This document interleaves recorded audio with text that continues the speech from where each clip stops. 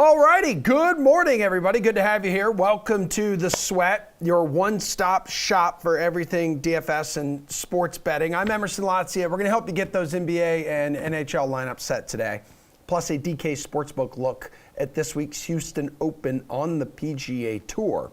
But we're going to kick things off around the NFL, price check-in right after we check the winning lineup of the Week 9 Millie Maker. And look at this.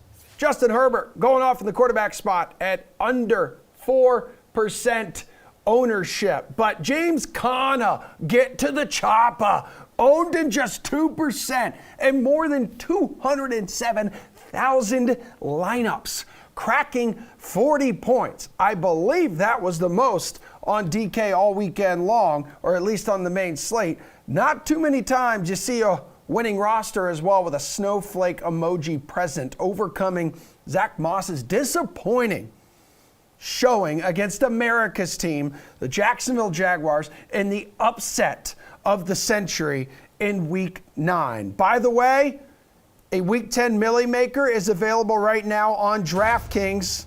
You got 20 bucks? Go ahead.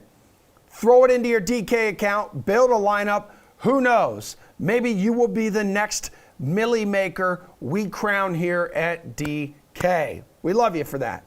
Let's go ahead and bring in our panel. We love them as well. DraftKings contributors, Jeff Ulrich, Pierce Dietrich, and Gary and Thorne. Price check time, dudes. Taking our first look at salaries on the Week 10 Sunday main slate. Jeff, which quarterback do you like? I like Josh Allen. I mean, we just saw Justin Herbert show up there in the Millie Maker lineup for last week. And you know, what was Justin Herbert doing before he went off last week? Well, he wasn't doing much. He's coming off a couple poor games. And I think the big thing that we've learned with these young quarterbacks is when they have bad games, don't overreact. They're still really, really good. Josh Allen is a really, really good quarterback. And yes, you know, he had the misfortune, Emerson, of facing America's team last week. I mean, it's the Jacksonville Jaguars. We'll give him a pass for that, right? In all seriousness, though, I mean, he's got the New York Jets here. I mean, come on, guys. Like, this is a spot where you just know Josh Allen is probably going to be seething for a week and ready to take out his revenge. The Jets are just good at nothing on defense right now. Offensively, I'm sure Kenny Ducey will give you a soliloquy later in the week about how good they are now that their coach has moved into a booth or something. But Josh Allen, as we know, long-term great producer. The Bills are about to hang one here on the Jets. I love this spot because his price hasn't moved much, and now he's going to be lower owned. So, yeah. Josh Allen, definitely for me, the guy at quarterback. Yeah, has not had less than 17 fantasy points in his previous 7 or 8 games there. Okay, Pierce, what about you, dude? Tom Brady, we don't really need to overthink this. It's off of bye week. He's coming off a loss. Maybe we have the angry Tom Brady narrative, regardless of whether that's a thing or not. He's facing Washington's second worst pass DVOA. They managed to make Patrick Mahomes look good this season, so that tells you something right there. They're allowing the second most touchdowns per game at 2.5. Tom Brady leads the NFL with touchdown passes. It's not necessarily a funnel defense, but it's much easier to pass the ball into the end zone against Washington, and that seems to be, you know, the modus operandi of Tampa this season is to throw for touchdown passes. So I'm not really going to overthink it here. Tom Brady's having a great season. He's been a lock almost every week in fantasy, so just go ahead and play him. He's not too expensive. Gare Bear, which quarterback's price do you like? Yeah, I'm going to side with Jeff here and just say Josh Allen. I triple-checked this morning. There is no one named Josh Allen on the Jets defense. So I think quarterback Josh Allen should be perfectly fine to go about his usual level of DraftKings production for Week 10. Jeff really laid it all out. But the Jets across the past 3 weeks, 9.0 yards per opponent pass attempt, by far the worst mark in all of football across that span. They made Carson Wentz look like 2017 Carson Wentz last week. They're just a terrible defense with an awful secondary that's only gotten worse now that Marcus May is out for the remainder of the season. I think Josh Allen, who, despite being sort of underwhelming so far this season, is still averaging 0.6 DraftKings points per dropback. That is an elite rate among quarterbacks. He's going to be perfectly fine. He's going to bounce back. The fact his salary is dipped below $8,000 against the Jets is a blessing. Yeah, and the Jets' pass defense has been especially bad the last 4 games. They have allowed at least 2 touchdown passes in those 4 games. Pierce, looking at running backs here as we price check for Week 10 on the main slate, who stands out to you? Najee Harris, I know he's expensive, but the days of discounts are over at DraftKings. You got to pay up for just about everybody, and you get what you pay for with Harris. I said a couple weeks ago he was starting to look like the next Lev Bell. Now, maybe he didn't look like Lev Bell last night against the Bears, halfway decent defense, but the volume was there. And as Garen mentioned in his article last week, the days of getting these running backs that are playing 80, 90% of the snaps on the ground and through the passing game, it doesn't exist. There's no LaDainian Tomlinsons anymore. But there is. Najee Harris is getting tons of volume. And maybe he hasn't looked like Lev Bell yet, but against Detroit, with the volume that he is getting, the way that they are getting abused on the ground by running backs, the way that they get abused in the air by running backs, and it's not just receptions and yards, it's also touchdowns all over the place. And this is just an absolute smash spot. So maybe for at least 1 week, Najee Harris will look like Lev Bell. And I have no problem paying the high price for him. Okay, right on. Gary, what about you? Yeah, I have Najee Harris written down as well, although I have to say there's that tier in Week 10 at running back where you have Najee Harris at 7,900 and you also have Dalvin Cook at 8,000. And the Chargers, the worst defense against the run, according to DVOA. Cook's had a really frustrating season so far. It just seems like Kirk Cousins is getting all of the touchdown production. But I don't know. This feels like one of those weeks where Dalvin Cook scores his 4 touchdowns, and you have to have him in a lineup. I think both are amazing plays. I think both will kind of almost moderate themselves in terms of ownership. Like, they're both going to be super high in terms of ownership, but because they're so similarly priced, I could see them kind of carrying a similar level of ownership. I'm going to side with Dalvin Cook. I just feel like that huge game is on the horizon. And it's going to be against the Chargers, who have just shown they are incapable of stopping an opposing running back right now. Ulrich, which running back are you targeting? Yeah, I mean, both the ones the guys mentioned, great volume spots, obviously. But, I mean, I'll buy this dip on Aaron Jones, under 7K now. This is a player who, going up against the Seattle defense, they just allow a ton of receptions. We've seen, I mean, I'm not sure. I think Carlos Hyde is like 46 right now, but he still went for 6 catches against this defense last week. 10 catches and 128 yards. Alvin Kamara just tore this defense apart through the air. This is what Aaron Jones does. We've seen him really become a complete back this year. And I don't really care who starts at quarterback for Green Bay because the Seattle defense is not good. I will definitely buy Aaron Jones here under 7K. I think that's a really good value at running back for whatever week we're on. 10? Yeah, we are on week 10. Yeah, we've mentioned that a few times. Okay, it typically follows week 9 too in the NFL. I only listen when Jesse's the host. Yeah, no, that's perfectly fine. I totally get that. Thank you very much. Jeff, what about which wide receiver you plan on targeting here in week 10? Yeah, I mean, I think there's a couple different bounce back spots. I mentioned Josh Allen off the top of the show, but I mean, I think the Dallas Cowboys are definitely due for a bounce back. And man, what a great spot for their offense at home in the Jerry World. And they've got the Atlanta Falcons coming to town. We know Amari Cooper loves to play in Dallas. You look at his home road splits since he's become a Dallas Cowboy. Him and Dak Prescott just love playing on this fast track. 6,200 for Amari Cooper. I know everyone's hot about CeeDee Lamb, and I'm not even down on CeeDee Lamb at 7K either, but this is a really, really cheap price for Amari Cooper. You know, you can talk about floor fantasy expectations. Yeah, he throws in the 5-point games. I get it. This has been Amari Cooper through his entire career. But you know what he does every third or fourth game, too? He goes for like 30 points, and they almost always happen in these kind of spots at home against Atlanta.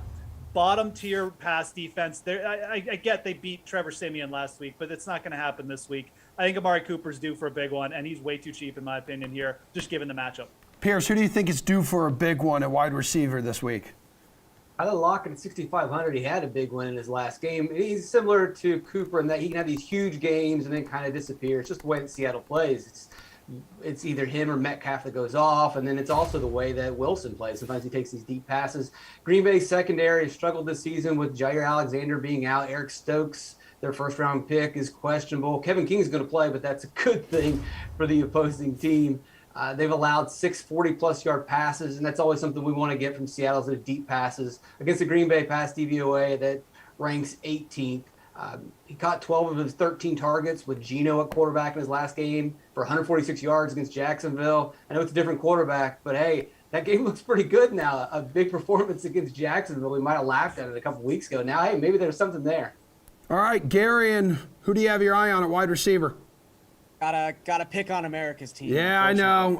Yep. I've heard it. Dude, and you know what? The DK account has this odd obsession on Twitter about just tweeting negative slander towards the Jaguars. I will no longer stand for it. But go ahead, Garen.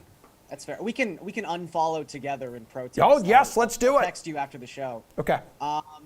Yeah, I'm going to go with Michael Pittman. It's a weird chicken and the egg situation when we talk about wide receivers and their value. They need to score touchdowns to reach value, but at the same time, if they score too many touchdowns, you're like, well, touchdown regression is around the corner, so I can't really talk about Michael Pittman. He scored 5 touchdowns in his last 5 games. That's not sustainable. He's not a guy who's going to score 18 touchdowns in a season. However, when you look at the criteria of guys who should be scoring a lot of touchdowns, Pittman does fit that classification. He's one of just 8 qualified players in football who has at least a 30% target share inside the red zone. So he should be scoring touchdowns. So I'm not all that afraid that they're suddenly going to dry up, especially against a Jaguars team that has been shredded by opposing wide receivers, as long as those wide receivers do not play for the Buffalo Bills. So I think we see Jacksonville's defense regress to the mean in Week 10, and I think Michael Pittman, who again has just been a volume machine the past 4 or 5 weeks, he's going to continue to cook. Okay, speaking of cooking, let's go to tight end. This is an area that Jeff Ulrich tends to really shine in, especially when we're talking like tight ends 2 and tight end 3s here. Ulrich. I mean, look, I'm just going to go right to the best team in football now. I mean, they just beat the Bills. I'm going to go to a guy who's got 7.5 targets since he's joined the Jacksonville Jaguars. Dan Arnold at 3,500, Emerson. Where did this guy come from? I mean, Arnold, we've always seen it. I mean, he looks like a wide receiver out there playing tight end. He sparked in the Saints a little bit. He was a pretty good touchdown threat for the Cardinals, who just didn't like him and let him go. But he's finally getting a chance. I mean, he's up there in targets per game now, like almost leading the Jags in receiving like a couple weeks ago. This guy is getting consistent work out there. I mean, and you love this matchup against Indy. This is where you attack them through the air. Jonathan Taylor's probably going to run for another 200 yards this week anyways, so there'll probably be a ton of targets. 3,500, just keep playing the volume here. I don't even care if he gets in the end zone at this price. 7-8 targets a game. Yeah, we'll take that all day.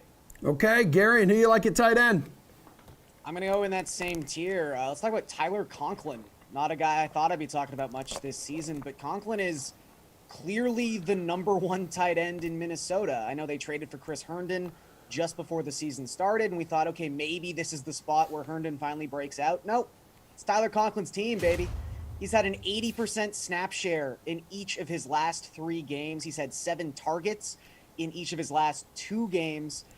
I just think this game between Minnesota and Los Angeles has the potential to be the highest scoring on the slate. I think we could see a ton of points going in both directions. The Chargers have been pretty bad against opposing tight ends so far this season, the 6th most DraftKings points per game to that position. So Conklin might not be a sexy name, but he's just on the field all the time, and that's really the only classification I need for a tight end below 4K.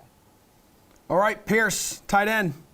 Cameron Brate, 2,700. He fits that classic tight end punt archetype. He's in a great matchup against Washington, one of the worst pass DVOAs. He's cheap, and the volume's there. 5 of his last 6 games, he's had 4 targets. 5 of his last 6 games, he's run 22 routes. We know that the touchdown upside's there as well, with Washington line 2.5 passing touchdowns per game, and we know that Tampa likes to pass the ball in the red zone. So you could probably get there volume-wise, and you also have the upside with the touchdown possibility. You got to watch out. Gronkowski could possibly play, but it looked like Arians was leaning towards him not playing, also having Antonio Brown out as well as a possibility. So if both Brown and Gronk are out, then I don't even think this is much to think about. You just play Cameron Brate. All right, before we wrap up this segment here, guys, Odell Beckham Jr. was officially placed on waivers yesterday. Other teams can claim him and his $7.25 million salary by 4 o'clock this afternoon. 2-parter here. Who claims him? And if it's no one, where will he end up, Jeff? Saints are the favorite right now on the DK Sportsbook, plus 300 odds. Next closest team, Texans and Dolphins at plus 800. I'm seeing a bit of a shift, but I mean, I'll leave that to our producers to call out. I do think that the Seattle Seahawks look like they're pretty serious here, and it does make sense. I mean, this is a team that, you look at their depth behind Tyler Lockett and DK Metcalf. I mean, Freddie Swain. I mean, I don't know. Like, this team needs a wide receiver. Quite frankly, I think if they want, Russell Wilson to kind of stay there beyond this year, they need to do something, spark something. I feel like Russell Wilson is a player who could potentially just command Odell Beckham's respect right away. So that is my pick. I mean, I think the Saints are interesting too, but I don't know. And I mean, they already have one problem child, Michael Thomas. I think the Seahawks are where it happens. Yeah, I was looking at Cam Newton's odds, so that's a brain fart on my part. Okay, good. Yeah, no, I opened up the DK Sportsbook and I didn't scroll down. I just at all wanted to make I'm sure an I idiot. wasn't making a mistake because No. between the two of us, Emerson, No. it's 50-50, right? So It's bad. When you and I are together, it's really bad. That's why this tomorrow's edition of Slate could get really bad when it's just you and me. Pierce, what do you think here, man? Where do you think OBJ ends up if he is not claimed today? Well, the Saints are a great spot for him, but the problem with getting to the Saints is he has to clear waivers first. There's 9 teams that have, the salary cap flexibility to put him on their team. But if you look at those 9 teams, one of which includes your Jacksonville Jaguars, only 2 teams really probably are even going to consider rostering him, and that's the Steelers, which I wouldn't bet against that one with their injuries that they've dealt with. But the favorite for me is Seattle. They've got the cap room. They can put him into the lineup. Pete Carroll kind of hinted away about possibly putting him on the team. So I would say Seattle's number 1. If he's able to clear waivers, then I would go with the Saints or possibly the 49ers as his landing spot. Pete Carroll loves guys like Odell Beckham. He loves the little projects. So. Yeah, and he kind of hinted towards that in some comments, I believe, yesterday. And it was reported that OBJ would prefer an opportunity to play for either the Seahawks, the 49ers, or the Saints. He doesn't want to play for the Jags? No, shocker. But at least if you pay attention to the DraftKings account, which can't stop tweeting about the Jaguars because they're obsessed with them. The Rams are there at plus 800. What do you think, Arian? Yeah, I think if he ends up clearing waivers, it's a little bit more of a crapshoot. You could see a lot of teams who are just sort of in the mix and who need wide receiver depth, whether that is, Seattle, New Orleans. I know there was some buzz about the Patriots as well. The Chiefs seem to just sign everybody. So, maybe they'll sign another receiver. He can hang out with Josh Gordon on the bench. I think it's going to be Seattle just because there's different avenues for him getting there. There's multiple avenues. Either they do claim him or they're just a very, I would say enticing situation. I think that Odell would look at that and say, yeah, I'd love to play for Russell Wilson considering, the quarterbacks he's played for so far in his career. The Saints is kind of interesting. Like, I don't know if he were to clear waivers, would he want to go play for Trevor Siemian? Like, I think if Jameis was still healthy, this would be a different situation. But I don't know if he wants to go play for another quarterback situation that is sort of, mimicking the 2019 Browns. So I don't know. I'm not feeling great about the Saints right now. What about Taysom Hill, Slide him in there eventually, maybe? Also a great thrower of the football. Yeah. I'm sorry that I forgot to mention him. You guys have been awesome. Appreciate it. Pierce, you're free to go, but Gary and Jeff, we need you for a little bit more in this show. We're going to stack some NBA lineups coming up. But first, Ross Tucker releasing his new power rankings after Week 9's insane results on today's podcast, including a new number 1 team in the NFL. Here is his breakdown. Rams, I didn't drop them that much. Matthew Stafford just had a really, really bad game. That's all there is to it. Matthew Stafford had spotted him 14 points. Rams couldn't come back from it. I will say that the more concerning long-term thing for the Rams isn't the Matthew Stafford brain farts. It's the O-line getting worked. Work it, girl. Getting worked by the Titans D-line. That's a little bit more concerning. Number 2, Arizona Cardinals. So I am thoroughly impressed by this bunch. Thoroughly impressed. I mean, Chase Edmonds has a high ankle sprain. That's the latest injury they're going to have to deal with. They have dealt with a lot of injuries this year. Edmonds is a speed guy for them. I think they'll get Rondell Moore in the backfield a little bit more. Obviously, more James Conner. But even with all these injuries, the Cardinals have persevered. And they just keep finding a way. I'm impressed with the way they beat down the Niners without their dudes, without Kyler Murray, DeAndre Hopkins. That was super impressive. Russ's number 1 team, which is totally meaningless, but it's fun and will get many of you incredibly annoyed, is A new number 1, the Tennessee Titans. So Brian, I don't know the Titans have ever been number one since you and I have done the show. Have they ever? I don't think they've ever been number one. And I'm not so sure they're really the best team, but I think they've earned it. Like right now, with beating in order like the Chiefs and the Colts and who else they beat? I mean, they just beat the Rams. I mean, we got to give them their props. We got to give them their love. They're finding different ways to win. The Bills, like they are finding different ways to win. They deserve the love. They deserve to be number one. The way their D-line dominated, I'm keeping them number one until they show me differently. That's how impressed I am with the Tennessee Titans.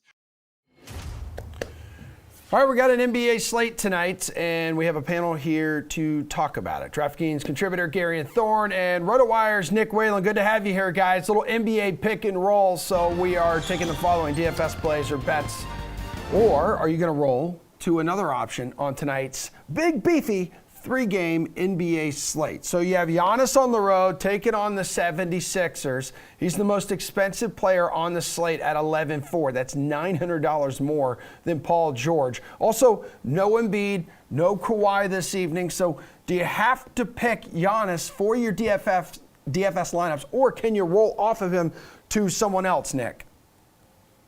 For me, it's Giannis or it's Paul George. Like you said, we have a small slate, smaller than normal, even for a Tuesday. I think the NBA is kind of taking the night off and letting college basketball have the spotlight here. So you don't have a ton of elite options. I'm definitely okay paying for Giannis at 11-4. Bucks have obviously struggled on offense over these last few games. They've scored under 100 points in 4 of their last 5, not something we're used to seeing from Milwaukee. But, of course, they've had a ton of key pieces out. They really haven't had anywhere near their full rotation for any game this season. I think they're going to be fine long term, but nonetheless, despite some of the struggles, Giannis has still been putting up huge numbers. He had 67 DraftKings points against Washington on Sunday. That was a game that wasn't particularly close, didn't really matter. So even if you're a little bit worried about a shorthanded Sixers team making this game closer than it should be, or Milwaukee continuing to struggle, the nice thing is it hasn't really affected Giannis's DFS production all that much so far. Gary, do you have to have Giannis in your lineup tonight? I would say that the tough thing about making it definitive is because we have such a small slate, there's not a ton of obvious value spots. So if you stick Giannis in there, you're sort of limiting what you can do elsewhere, because the value we do have, namely anyone playing for the Philadelphia 76ers, it's going to be pretty chalky. People understand that there's about 7 guys who can play for the Sixers tonight. They're on the second night of a back-to-back.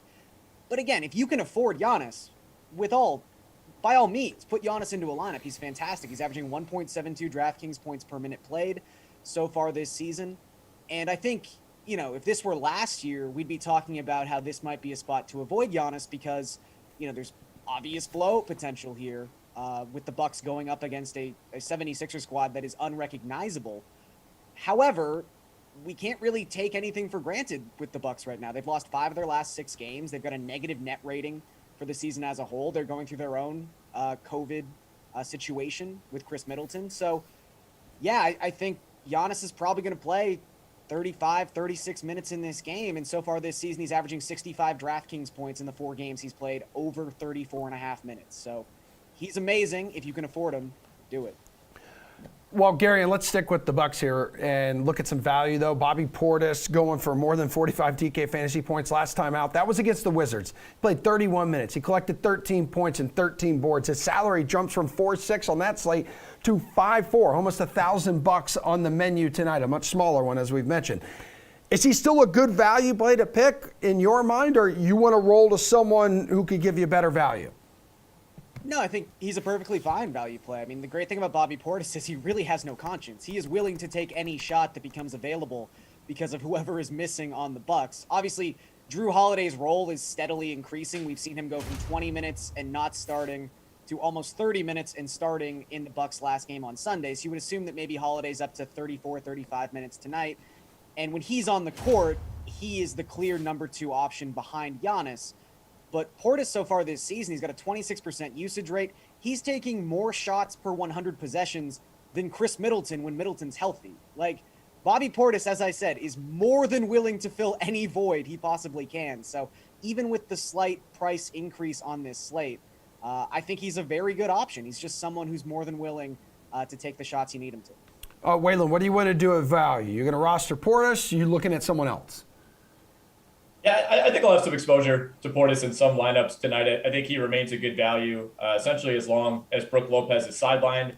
There is maybe some concern about, if he's matched up playing small ball center against Andre Drummond, what does that mean for his rebounding upside? I think there are some question marks there. But again, until Lopez is back, I think Bobby Portis is going to be a nightly value play. But Gary had mentioned, that Sixers game that I think is where we're going to find the most value. I like Furkan Korkmaz quite a bit at 4,900. I think that's a really reasonable price tag for a guy who's played a ton of minutes with all their absences. Tyrese Maxey, 6,200, also in that category. Even Steph Curry. All three of those guys, I think, are really nice values. But my favorite value play tonight might be Nick Batum at 5,200.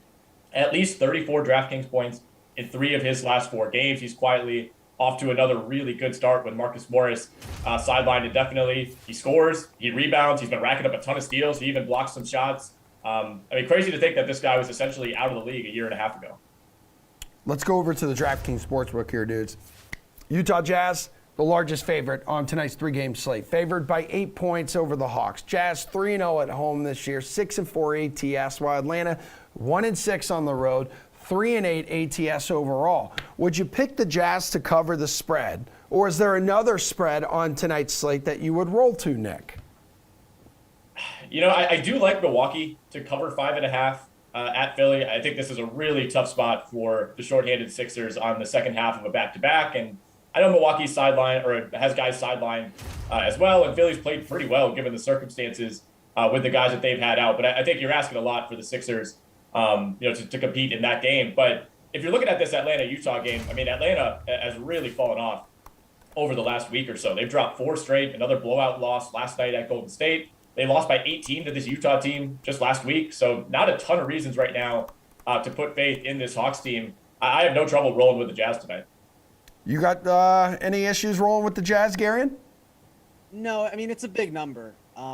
It's probably says something about just how I view the Hawks from last season, that seeing at this number is so jarring. And I would agree with Nick. I think I would be more comfortable just betting the Bucks here. I think I like their number against the spread a little bit more. But at the same time, you mentioned it, Emerson. The Hawks have just been terrible on the road so far this season. For the season as a whole, they have the 4th worst defensive rating in basketball. It just doesn't seem like they've figured out their rotation. And I don't want to say there's been infighting or anything like that because, we haven't seen anything to that level. But I think it's clear there's, some unhappiness about some younger players who are in their 3rd, 4th seasons who are not getting the minutes they maybe feel like they should be getting. Kevin Huerter's barely playing, and he just signed a $100 million contract. So, there's just some weird chemistry stuff going on with the Hawks right now where that never seems to be an issue with the Jazz. Oh, no, wait, it was. It was a really big issue for them at a very distinct moment. But the Jazz are playing really well, and they just play incredibly well at home. Right now, they are outscoring opponents by 13.3 points per 100 possessions when they're playing in Utah. That's only a 3-game sample, but this is the kind of stuff we've seen from them basically the past half decade. So when the Jazz are at home, I really just have no issue siding with the Jazz. Yeah, that game's got the highest total, too, on the 3-game slate, 223.5. But then you have the Clippers and the Blazers. That has a game total. It's the second highest on the slate, 221. Both of these teams are not very good at hitting the over this season. Portland, 3-7. LA, 3-6. Would you pick this game to go under its total, or do you want to roll to another one, Garion? I'll actually take a slight over here. I know the risk you run with any game involving the Clippers is they just have a bad shooting night. If Paul George if he's not going to score efficiently, this team will not score efficiently. That's sort of just how it works with the Clippers at this point. They just don't have efficient players around him. But I think for the Blazers, they're starting to play a little bit better offensively. At least some of their key pieces are. Dame finally had a really good game, a Dame-like performance. Robert Covington has also sneakily just been a lot better as of late. He's 11 for his last 20 from three-point range across the last 3 games. So I think if the Blazers are sort of finding themselves offensively, I know they're not a terrible defensive team, but I still don't think they're a top 10 defensive team. And both these teams are top 10 in pace so far this season. So I think we actually do see this game sneak over the number. Nick, is this a total that you would target? You more confident in the over or under, or you want to go somewhere else? I don't know that I would target this game. I think I do like the under a little bit more maybe than Garion does. And my concerns lie more with Damian Lillard than they do Paul George. And Garion is right. If Paul George is not having an efficient night, the Clippers don't necessarily have that great number 2 option. You have a handful of guys that have been fine, as secondary options, but at least in Portland, the Blazers are lucky, I think, to be a 500 team with the way that Lillard has started this season, and they're able to fall back on CJ McCollum, who's just always solid, one of the highest floor guards in the league. Nurkic has been fine so far. Covington, like Garion said, has turned it around of late. But if you can't count on Damian Lillard to have those kind of games, Portland's just going to struggle to score points. They can still find ways to win, but they're not going to be putting up, those gaudy 115, 120 type of point totals. They've gone under 110 points just once in their last 5 games, they've gone over 110 points just once in their last 5 games. And like Garion said, Lillard had that game against the Lakers over the weekend. He had 6 threes. He took 14. He started to shoot the ball more confidently, but overall, it's been ugly. He's had some 0 of 9, 0 of 8, 2 of 14 type of shooting games so far. I kind of want to see Dame string a couple of these games together before I'm willing to trust that he's ready to start carrying this Blazers offense again. So until that happens, I have to lean under here. Gentlemen, bring us home with your slate-approved pick. Nick, hook me up with your favorite DFS play or bet on tonight's 3-game NBA slate. I'm going back to that Portland Clippers game. I like Yusuf Nurkic over 10.5 rebounds in this game. The Clippers are one of the worst rebounding teams in the league. I think we might start to see slightly less of Ivica Zubac as they phase Serge Ibaka back into that rotation. I don't know that that's great for the Clippers' rebounding numbers. You could also get Nurkic to have a double-double at plus money at the DK Sportsbook. That's plus 105. So if you like him over 10.5, I would recommend maybe rolling that into the double-double bet as well. Garion, how about you? Slate-approved pick. I'm going to go with Donovan Mitchell. He's $9,100 tonight. There was like a switch that flicked for him about 5 games ago after not like a terrible start, but a slow-ish start for Donovan Mitchell. His usage rate is above 40% the last 5 games. He's taken 82 shots in the Jazz last 3 games. Mitchell, you got to love him. He's just someone who's never turned down an open shot. He's never turned down a semi-contested shot, and that is great for the purposes of DFS. I know we always talk about how his ceiling is at its highest when Mike Conley is not playing. It doesn't seem to matter right now. He's just taking control of this offense. He's on fire, and I think at 9,100 against a Hawks team that, as we talked about, has been struggling defensively so far this season, he's in a really nice spot. You two are free to go. Appreciate the help and the love this morning. We'll help you build those NHL DFS lineups because there's a much bigger slate on the ice tonight, 10 games. That's coming up right after Pat Mayo hooks us up with his mid-season fantasy football rankings. The Cooper Cup is number 1. I think then we go some running backs. But, I think that Adams is the clear-cut number 2. And then after that, it's hard to find anyone who's really been consistent whatsoever besides Deontay Johnson, who is great every week, but not ceiling great, just great. He's 70% Cooper Cup. Yeah, he really is. The volume is always there for him. He gets a lot of targets. Week in, week out, if you project targets, he's always near the top for me. Diggs has been inconsistent. Tyreek Hill's been inconsistent. Adams. Debo's been okay. We talked about the running back schedule, which is nice. I don't think that you could get Debo. I don't know if anybody would be willing to get him, but if we're ranking rest of the season, I think he's one of the biggest risers of the entire season. He's good in my books, man. He's right there, and I'd put him right there with Adam and Diggs, maybe just a tier behind him, but he's a top 10 wide receiver the rest of the way. You can make the case top 5. Okay, so let's go with Devontae Adams. Would you rather have Devontae Adams or Joe Mixon the rest of the season? I'd rather have Adams. Okay, would you rather have Devontae Adams or Austin Eckler? I'd rather have Eckler there. I think I'd rather have Adams. I think that the top 4 running backs the rest of the season are McCaffrey, Cook, Harris, and Taylor. And that group is so solid that then I would go with Devontae Adams because Rodgers is coming back, so I don't see how it's that big of a deal. And then, is Tyreek number 3? Is Jamar Chase number 3? I know people will rank Stefan Diggs really highly, but spoiler alert, he has been god-awful this year. Yeah, he has. And I mean, he's got three touchdowns in the season. He's only topped 100 yards. Teams are just figuring them out. I mean, credit to the Jags, man. They just kind of played back and just generated some pressure. So yeah, I would go, you know what? I still give the benefit of the doubt to Tyreek. So I'd go Tyreek 3 among wide receivers, but then I would go Chase. Next. He's been pretty consistent all year. He had a drop yesterday and then another, a fumble.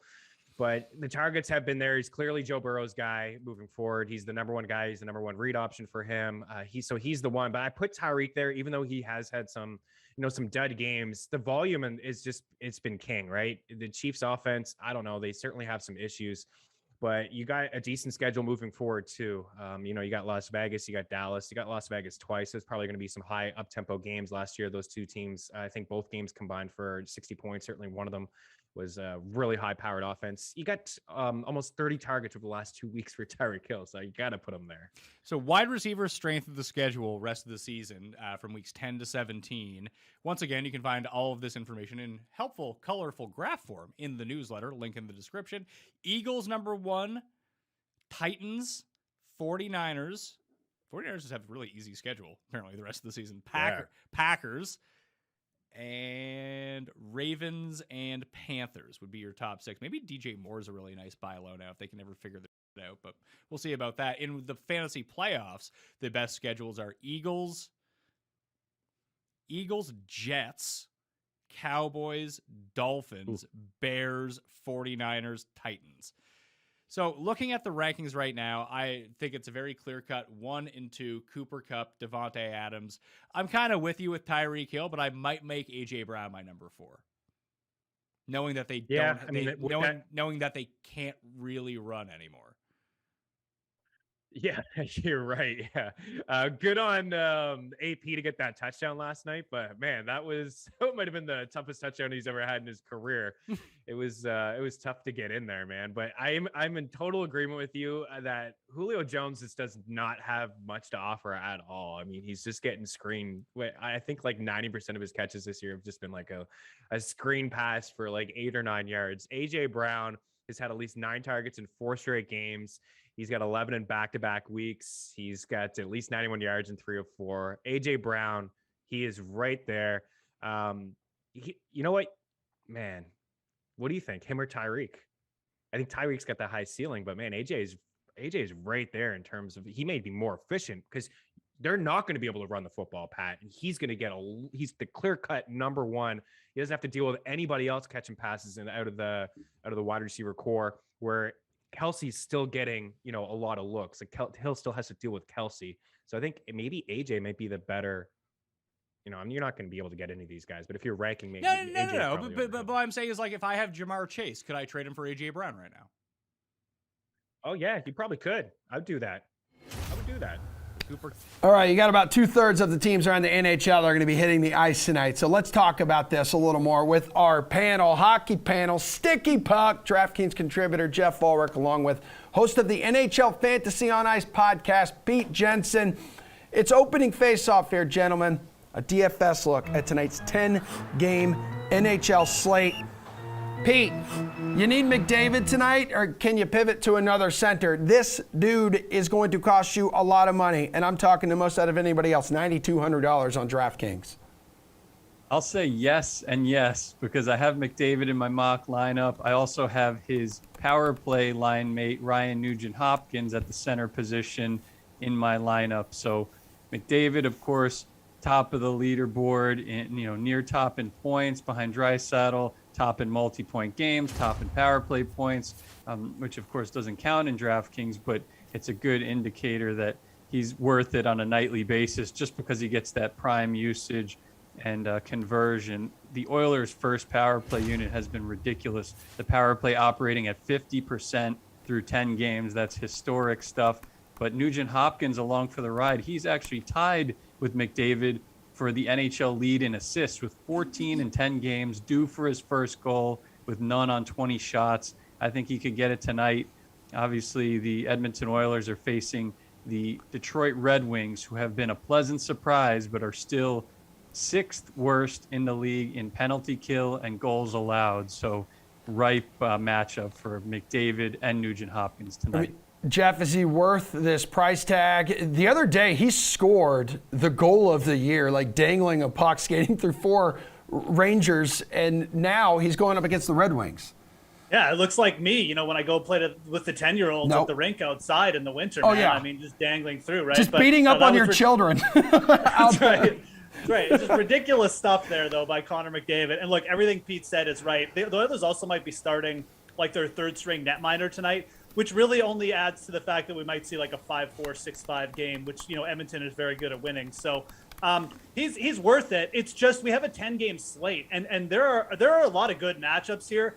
And you have like a team like St. Louis where you can stack with Vladimir Tarasenko, Ryan O'Reilly back in the lineup for them as well. You can stack that first-line power play for a lot cheaper. So I'm going to say no to the question of do you absolutely have to start with Connor McDavid? But you can start with him. I mean, absolutely. It's just it's going to limit what you can do at the other positions. Like you're probably not going to be able to stack St. Louis and Edmonton. So I don't think you necessarily need to because there's so many high upside spots. Guys like Tarasenko in that mid-range, and even like Boston is in a very good matchup against Ottawa. But yeah, I'm not going to go too hard against Pete here because this Edmonton power play is just ridiculous at this point. Well, Jeff, Brad Marchand has 7 points, all apples in his last 3 games. Is he your favorite winger tonight? He's going up against a young Ottawa Senators team, or would you prefer someone else? I mean, like I said, this is just another example. I mean, Marchand's $7,400. And look, I mean, yeah, he's a streaky goal scorer, and maybe you want to play the regression game a little bit or something. Obviously he's got, 7 points now in his last 3 games. I don't think that point per game is going to stay that hot. But at the same time, I mean, he hasn't scored in a bit, and this is a great spot to do it, right? So all things considered, I prefer Tarasenko, who I mentioned. I mean, the Winnipeg Jets are a team who, again, they have a really bad penalty kill as well. You've got the Blues coming in here with like a top 5 power play.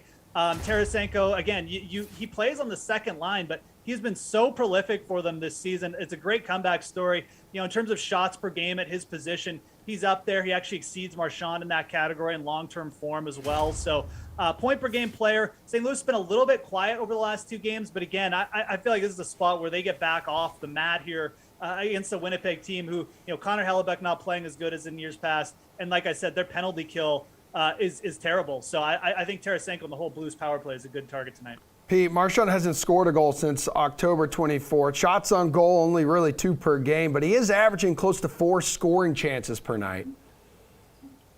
Marchand is one of the safest options for sure on any given slate, but I just like the price point here of Jonathan Huberdeau. I was shocked to see his price in the middle range here. I know the Panthers are on second of back-to-back, but they came on strong near the end of that Ranger game, nearly tied it up in the final seconds. Huberdeau, of course, his line mate Sam Bennett is banged up, but that doesn't really matter because Florida's depth is as good, if not better, than any other teams out there. And yeah, I think Huberdeau, just 12 points in 12 games, very quietly, does it on a separate line from Barkov. He's either going to play with Anton Lundell, high upside rookie, who will be moving up, or he'll play with Sam Reinhart, who's a fantasy relevant player from last year and, plays really well regardless of lineup placement. So, and then, yeah, Huberdeau is facing the Devils penalty kill, which is 8th worst in the NHL. No Jack Hughes for New Jersey again. I just like the bounce back appeal in the Panthers and Huberdeau for a surprisingly moderate price. Hey, Pete, let's go to the Blue Man crew. We got a 4-game point streak for Brent Burns. How can you fit his $7,500 salary in your lineup? You going to do that, or you going to go with someone cheaper on defense? I'm a little worried about spending up for Burns here just because we don't know if Timo Meier is going to be playing and or Erik Karlsson because they've both been on COVID protocol, and the Sharks have tapered off a little bit past couple of games. So I'm fading Brent Burns. I'm spending down for my defenseman tonight in my mock lineup. I got Evan Bouchard for some Edmonton exposure. He covers block shots, leads the Oilers with 20 this season. I also have Cale Clegg for the LA Kings, who's playing on their top pair and first power play in the absence of Drew Doughty. So I'm kind of taking a discount approach tonight. I know that Brent Burns is showing a little bit of the ability that made him one of the top defensemen in the league for many years running. He's bouncing back so far. I'm just still a little reluctant to fully buy in on the San Jose Sharks as a playoff caliber team. So I'm fading Brent Burns and going with Bouchard and some of the cheaper guys out there. Yeah, Jeff Burns, he could enjoy that bounce back campaign given his strong start. Are you picking up what he's putting down tonight with that salary? I mean, we've kind of reached peak Brent Burns. Like, if you've been getting on him kind of when he's a little bit cheaper, it's been a great play. He really is sort of having a renaissance season. But like now he's the most expensive play on the slate. He's well over 7K. And Calgary's like a good defensive team. They're playing really well. They're not allowing a ton of goals or chances. This is the spot where you want to get off. We also have a 10-game slate. Pete went over some good value options. I really like Evan Bouchard as well. Playing on the top pairing, block shots, shots on goal, like trending like a top 10 defenseman. He's still only 5K. We talked about how cheap he was when he was 4K. He's still too cheap. I mean, this is against the Red Wings, one of the worst penalty kills in the league. And then you've also got injury issues on St. Louis, another team I mentioned. Justin Falk is there at 4,900. He tends to play a ton of minutes when they have injury issues. He's definitely up there in minutes played. Torrey Krug, IR. You can even look at Perico at the same price, but Justin Falk getting the first line power play minutes right now, most likely. So I think all things considered, this is the night you need to go cheap on defense because you also have injury issues on the Kings that Pete mentioned. This is where you save money. You can go under 5K or start at 5K with Bouchard because we've already talked about like 5 wingers that are in massive monster spots. You got to get guys like Marchand, Tarasenko, and maybe McDavid in. So go cheap at defense. I like Falk. I like Bouchard. And I like targeting that king spot too. Jeff, bring us home with your favorite value play on this slate. Yeah, for value play, I mean, there's certainly obviously a lot of spots you can look at, but I think the LA Kings going up against Montreal here, you got to target some of their cheap forwards. Alex Iafallo, probably my favorite, with some of the injury issues they have up front as well. Victor Arvidsson out. Iafallo is really just taking a step forward. I mean, we've seen him play in the top 6 for the Kings before, but now he's averaging well over 3 shots per game. And again, this comes down to opponent. The Kings are playing great. They just beat the Leafs in a shock win last night, but now they've got the Canadiens. I mean, the Canadiens are just a hot mess defensively. They're pretty much bottom 10, bottom 5 in any kind of defensive metrics, scoring chances allowed, penalty kill, goaltending is awful. Iafallo is really just too cheap there for a top 6 winger in a great matchup. All right, Pete. Favorite value play on the slate?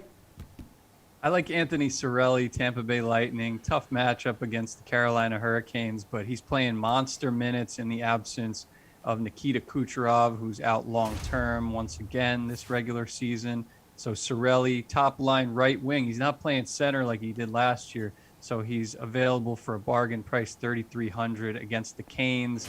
He's played 21-plus minutes, 3 straight games, has had 2 multi-point games in that span, and is playing with Braden Point, who's coming off a big game. And I think Braden Point, once again, will prove over this course of time that he is one of the truly elite centers, not just a product of Kucherov. So to have 2 guys that could take heavy face-off volume on that top line can allow Tampa Bay to contend with a top team like Carolina, even without its best player in Kucherov. So I really like Cirelli, who's playing on that top line, again with Killorn and Braden Point, to return value here for a crazy low price. Pete, good seeing you as always, man. Adios, bro, Same. amigo. Jeff, hang out during this quick break, please, because we got some Houston Open golf odds to discuss.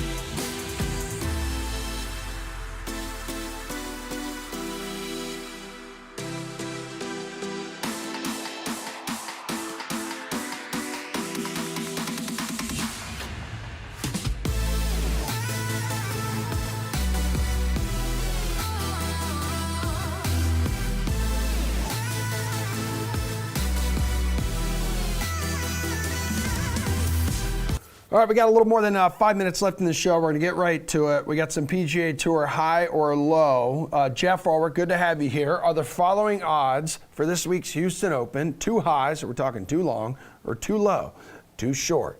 Mr. Burns, plus 1,200. Your FedEx Cup leader and the favorite. What do you think, Ulrich?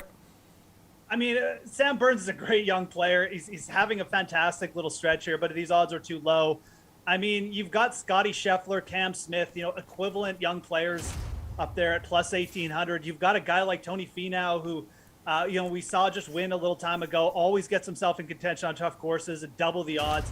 It's just not the spot where you want to be jumping on Sam Burns. He is a top 20 player in the world right now. He's on a fantastic run.